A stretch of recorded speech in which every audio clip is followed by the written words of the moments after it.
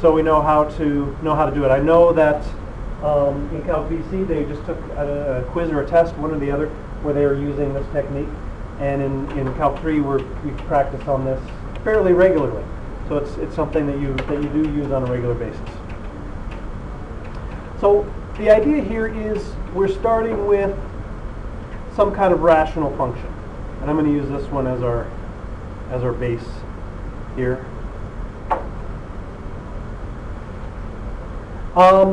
And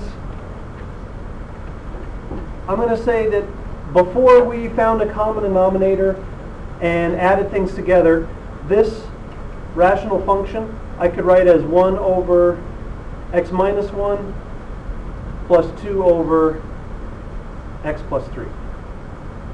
And if I found a common denominator between these two fractions and added them together, I would get this thing. So the idea with partial fractions is we want to undo the process of finding a common denominator and adding. That's our idea, is undo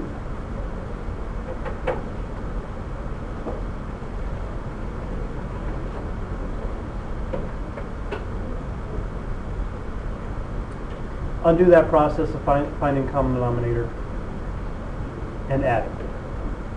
So far in math, all we've ever done is go one direction. We find a common denominator, we add these together to get this. We want to go the other direction today. Figure out how we do that.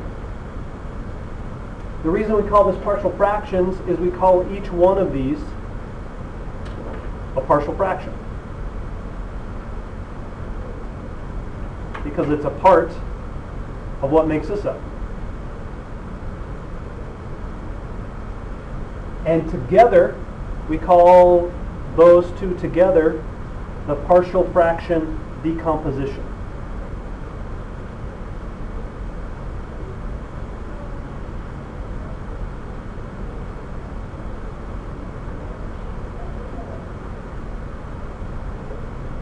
So we're decomposing this rational function into some fractions that we're adding together.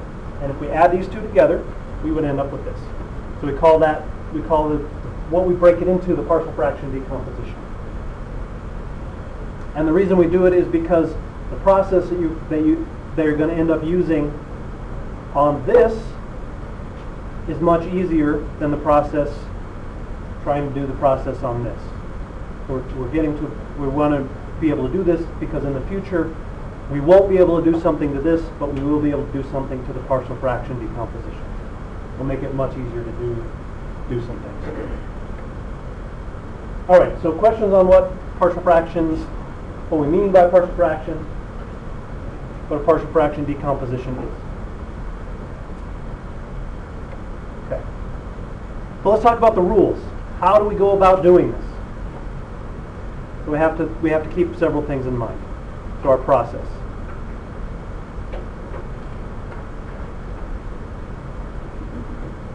And we just follow this process every single time we do this partial fraction decomposition, and we'll be set. So the first thing is we're starting with, like we did in chapter 2, a function n of x over d of x, some rational function. The first thing that we have to look for is if this is improper.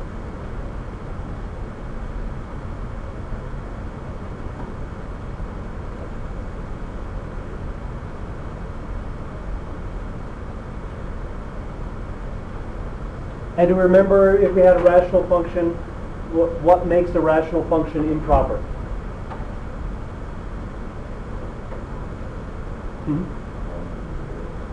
But that would make it undefined. But we're thinking of a fraction. What makes a fraction just a fraction between two numbers? What makes it improper? Numerator is bigger, right? Same thing here. The degree of the numerator is bigger.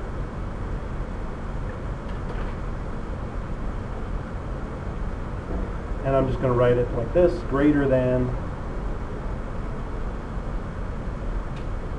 the degree of the denominator.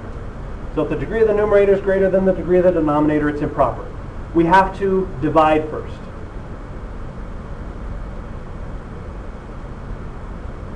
So we can use long division. And then use partial fractions. We'll call this process that we're doing partial fractions.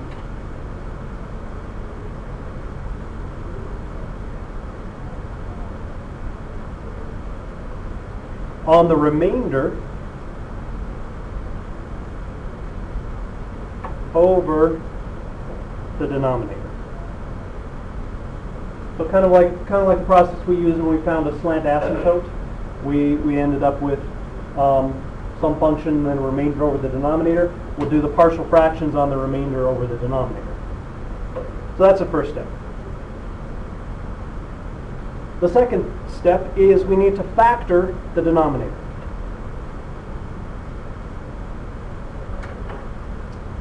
So we want to factor it as far as we can.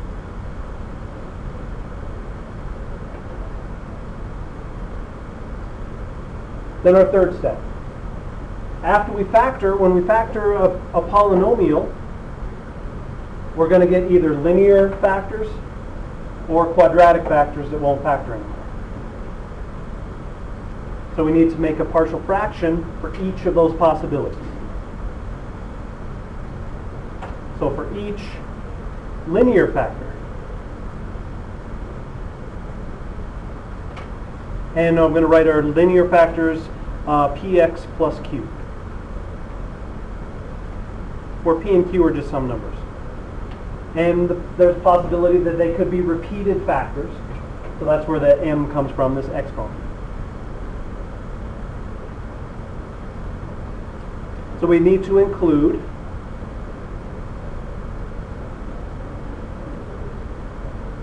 these partial fractions.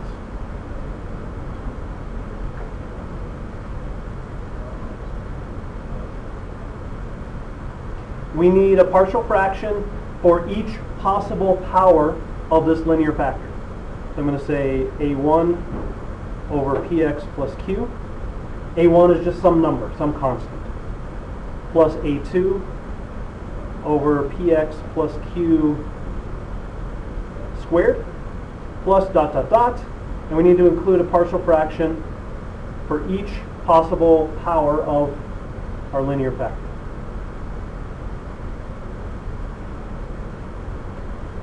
And we'll write out some examples about what this is telling us in just a minute.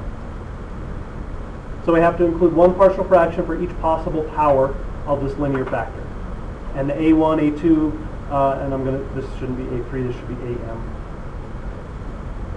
The a1, a2, dot dot dot, am, those we have to figure out to make our problem work out the right way.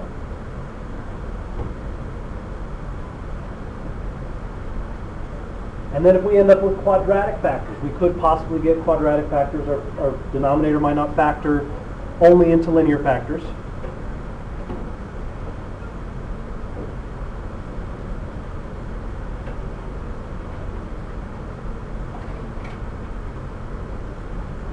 And I'm going to write the quadratic factors, ax squared plus bx plus c. And they could be repeated factors, so they could be raised to some power. And we need to include these partial fractions.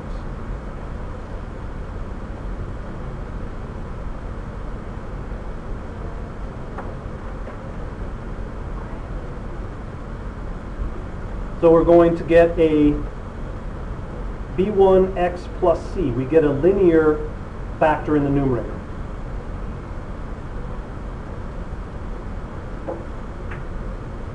And then we get one of these for each possible power of this quadratic factor, where the b1s, b2s are what we have to figure out based on our problem.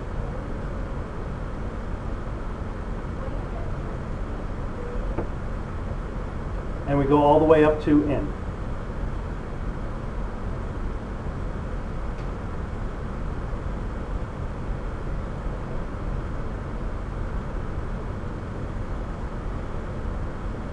So we have to include all of these partial fractions based on how we factor that denominator.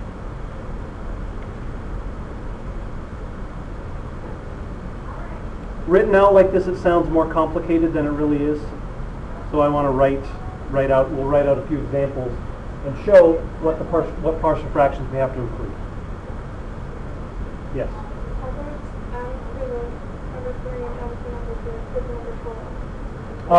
Just because they're different, that could be different numbers. They're not necessarily the same. They could be, but they're not necessarily. All right. Any other questions before we go on? Talk about what this is telling us. Okay. So I want to do some variations on that very first one that we wrote.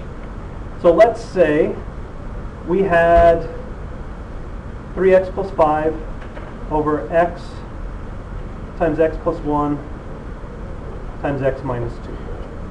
And we want to write our partial fraction decomposition. We would have to include a partial fraction for each of these factors in the denominator. So that's going to be a over x, 1 for that factor, plus b over x plus 1 for that factor, and plus c over x minus 2 for the third factor. And then we would have to figure out what a, b, and c are in order for the problem, when we found a common denominator, to give us a 3x plus 5. And we'll show that process, the process of finding the a's, b's, and c's in just a minute. So here are the partial fractions that we would have to include for that problem. If we had 3x plus 5 over x squared times x plus 1, I need a partial fraction for the x and 1 for the x squared. So what we're trying to do here is include a fraction for each possible denominator that would give us this common denominator. And I need one partial fraction for this one. So I need to include 1 for the x and 1 for the x squared. There's a possibility that there's some fraction with the x that would still give me this same common denominator.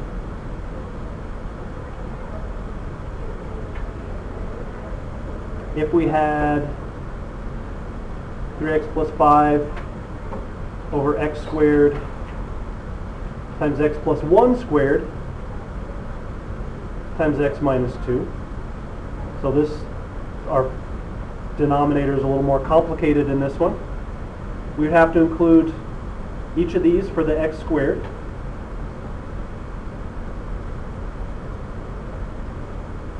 I'd need 2 partial fractions for this one because I have a second power on that.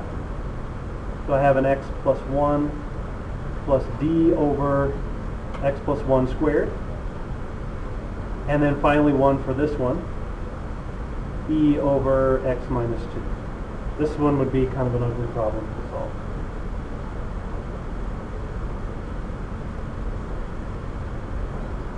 So, yes? Not something like this. No, I won't make you solve something like that one. That one's complicated. All right, and then if we had a quadratic factor.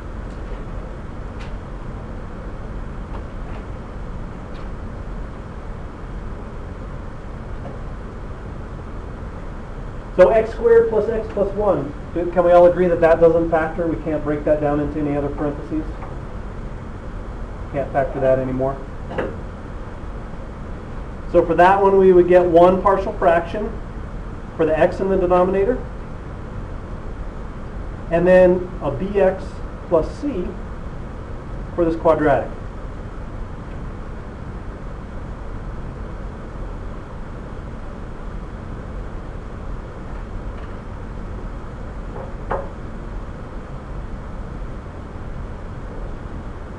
And I just want to write one other possibility.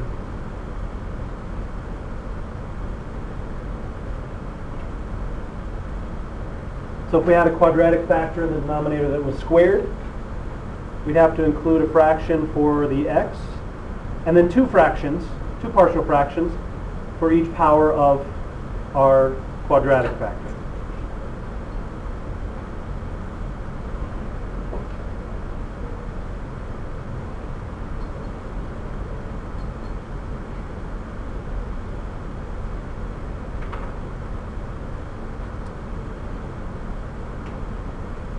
And then finding this A's, B's, C's, D's, E's, that's what the problem turns into, is finding those numbers.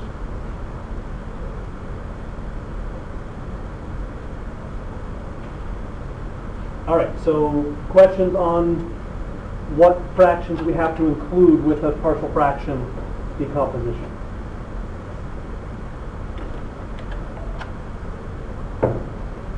Okay, so now the question is, why are we talking about this in the middle of a unit on solving systems of equations? Let's take a look at why that's the case. So let's go back to that first problem that we looked at.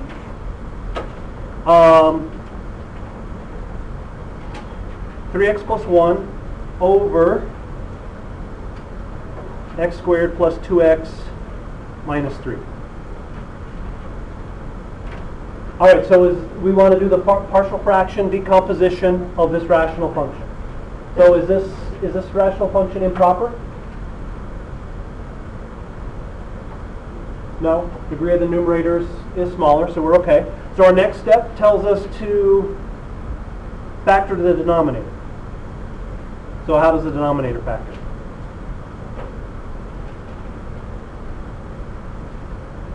X, only possibilities are 3 and 1, right? And how do my signs have to work out? Plus 3 minus 1.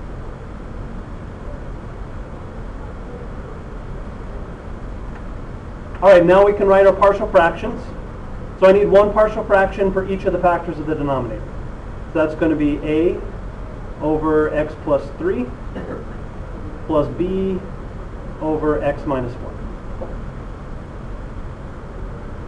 And our job now is to find a and b. So what we're working with is this equation.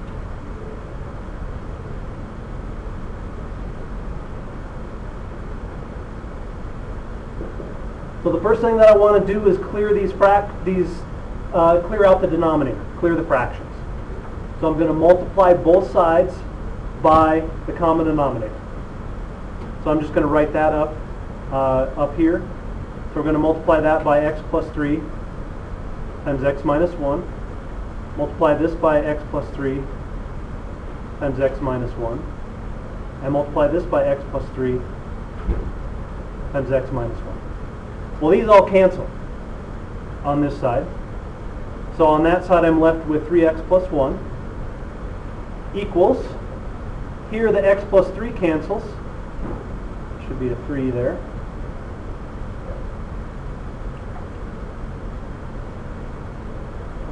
So the x plus 3 cancels, and I get equals a times x minus 1. And here, the x minus 1 cancels, and I get plus b times x plus 3.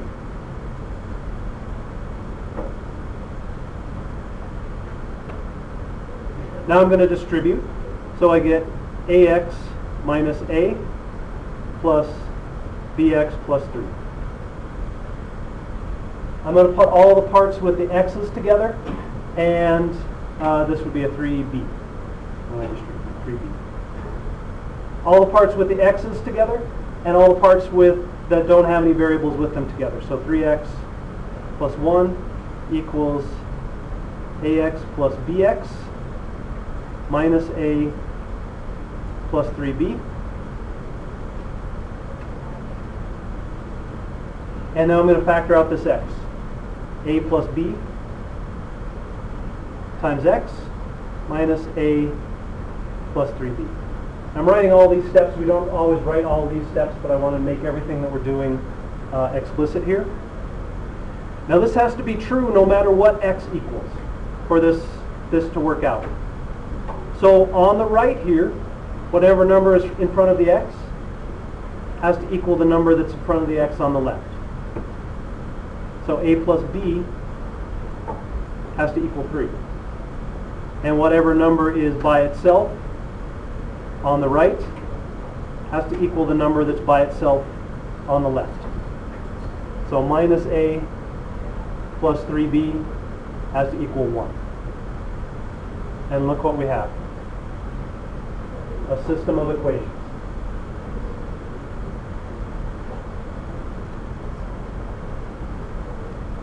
So there's some ways that we can streamline this process, but we end up with a system of equations. Yeah. So you go over that last part again, real quick.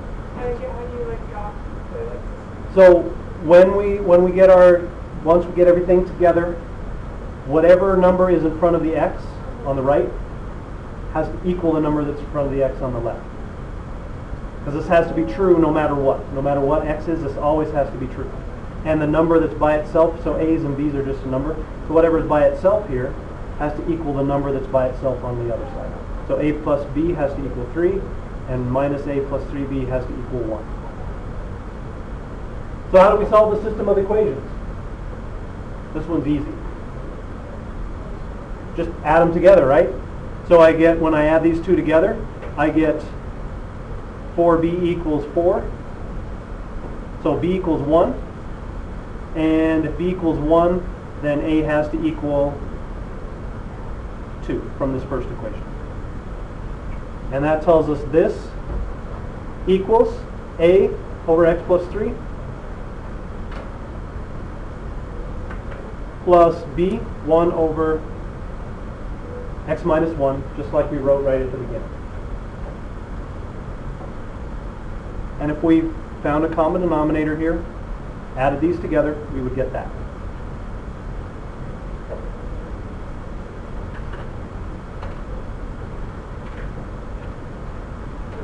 Mm-hmm. So if you went from having ax minus a, so you can just flip things like that. You go from ax minus a and then go down 1 and a plus bx minus a. You just flip that down. Yeah, so all I did was move these two so they were next to each other. And move these. Yeah, I can just move it around however I want. Because changing the order when I'm adding, it doesn't change the answer. All right, questions there?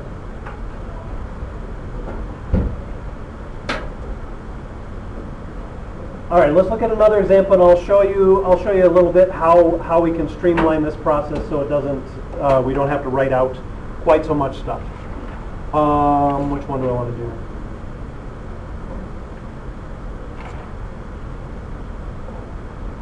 That one looks good. Okay.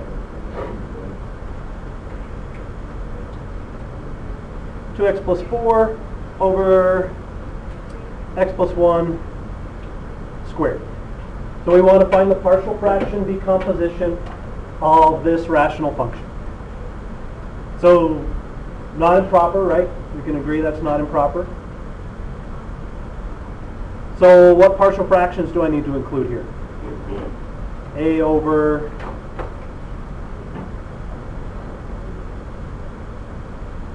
what's my first one going to be? And x plus 1. And since I have a second power, I need a b over x plus 1 squared. All right, so our next step is going to be multiplying through by our common denominator. So I'm going to multiply both sides by x plus 1 squared. So we don't have to write that out if you can visualize that process. So when I multiply this side by x plus 1 squared, I'm just left with 2x plus 4. When I multiply this by x plus 1 squared, what am I left with? A times x plus 1, right? Because I'm multiplying by x plus 1 squared, x plus 1 squared, x plus 1 squared. So one of the x plus 1 squared, one of the x plus 1's cancel there. And when I multiply this by x plus 1 squared, I just end up with a b. Mm-hmm. Why is b over x plus 1 squared? Because I have this factor is raised to the second power. So I need to include a partial fraction for each possible power of that factor. I need to include a partial fraction for the x plus 1 and the x plus 1 squared. So as an example, if I was looking at 1 plus x plus 1 over x squared. if I want to add these two together, my common denominator is x squared. So I multiply that by x over x, and I get x plus 1 over x squared. So my denominator here is x squared, but one of the things that I added up together to get this had a denominator of x. So I have to include each of those denominators, each of the possible denominators that would give me a common denominator of x squared. So I have to include a denominator, each possible denominator that could give me a common denominator of x plus 1 squared. It's possible that I have one that has an x plus 1. It's also possible that I have one that's just an x plus 1 squared in that common. So I have to include each of those. All right, so I get 2x plus 4, and here this one's nice. I get ax plus a plus b. The number that's in front of the x on the right has to equal the number in front of the x on the left. So a equals 2. The numbers that are by themselves, whatever that is, has to equal the number there. And that says a plus b equals 4. So b has to equal 2. So 2x plus 4 over x plus 1 squared equals 2 over x plus 1 plus 2 over x plus 1 squared. And if I found a common denominator here, added those together, I would get this. So that one turned out pretty nice.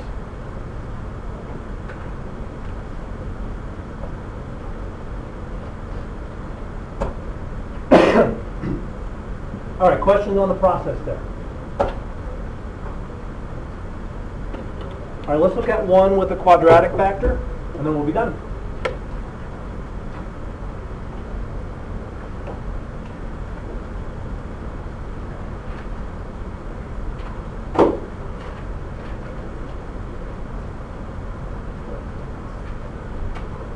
All right, we want to find the partial fraction decomposition of this rational function. So, not improper. Can we factor the denominator?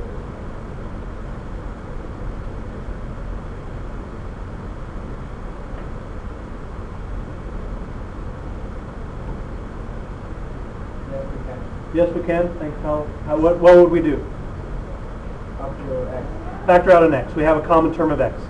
X times x squared plus 4x plus 6. Does x squared plus 4x plus 6 factor? Can we break that into parentheses? Two numbers that multiply to 6 and add to 4? No. So that's not going to factor. So we end up with a quadratic factor there. So this equals, we need to include a partial fraction for the x. And then we need one for this quadratic factor, and that's going to look like this. bx plus c over x squared plus 4x plus 6.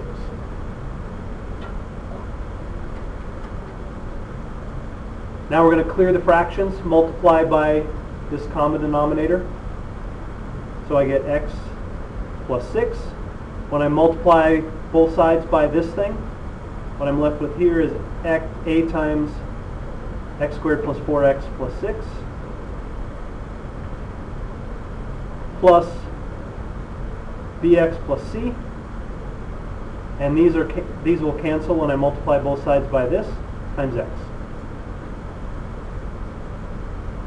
So now I just distribute and gather everything together, so I get an a x squared plus 4ax plus 6a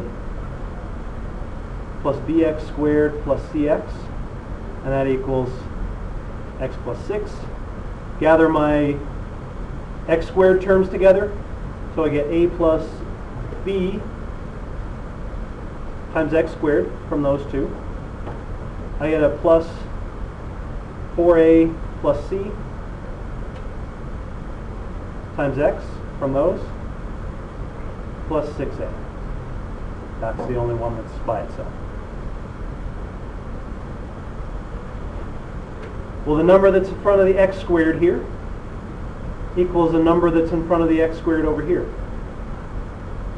So a plus b equals 0, because there's no x squared over here. The number that's in front of the x here has to equal the number that's in front of the x there.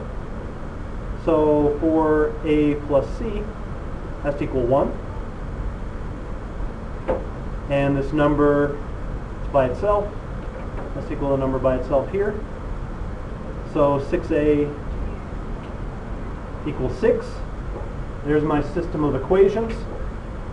Nice easy one to solve here. A equals 1. Plug that into this equation. So c equals, I plug in 4 plus c equals 1. So c equals -3. And a plus b has to equal 0, so b has to equal -1.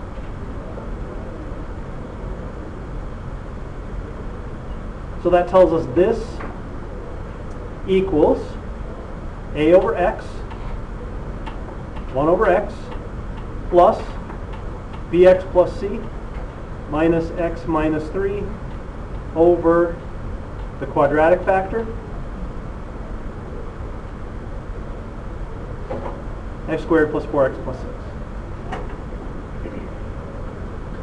And if I found a common denominator here and added everything together, I would end up with this. Oh, what's up, man? What's up, baby? Good idea. All right, questions?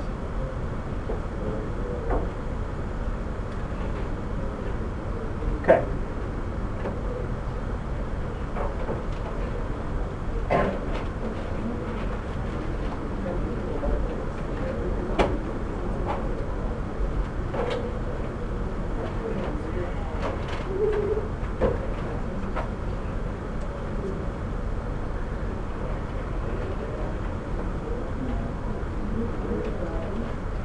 Now some of the problems, I think the ones like 52 through 60, they just ask you to list the form of the partial fraction decomposition. So you don't actually have to find the a's, b's, c's, and d's. You just have to write out what you would have to work with. So you're just listing out like we did on those first few examples. So you don't have to find the a's, b's, and c's. Just on the last few where you're finding the a's, b's, and c's.